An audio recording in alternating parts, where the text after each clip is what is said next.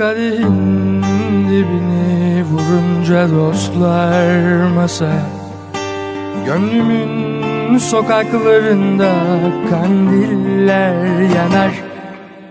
Muhabbet demini salınca hafiften havaya, gözlerim gözlerini, felaketimi arar.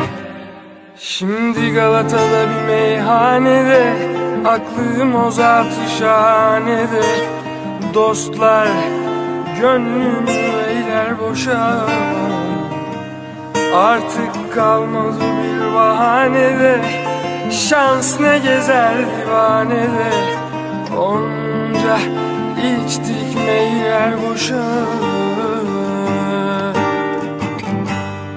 Sonsuz bir akşamüstü şimdi, hasret gitmez, çakıldı kaldı semaya.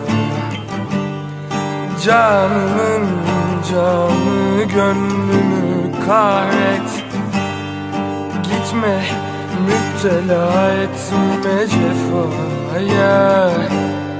Sonsuz bir akşamüstü şimdi, hasret gitmez, çakıldı kaldı semaya.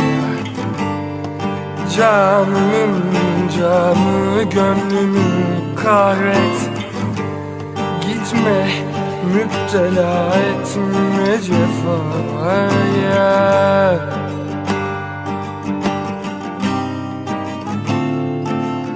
Cefaya. Kadehin dibini vurunca dostlar masaya, gönlümün sokaklarında kandiller yanar.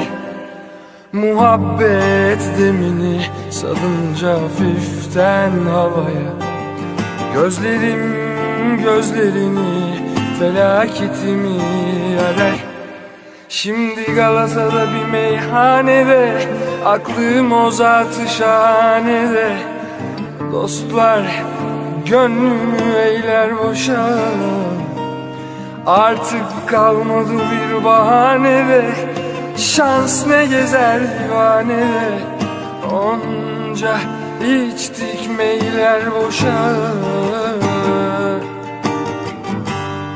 Sonsuz bir akşamüstü şimdi, hasret gitmez, çakıldı kaldı semaya.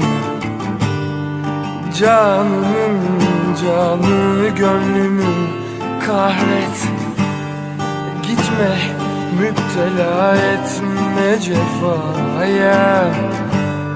Sonsuz bir akşamüstü şimdi, hasret gitmez, çakıldı kaldı semaya. Canımın canı gönlümü kahret, gitme müptela etme cefaya.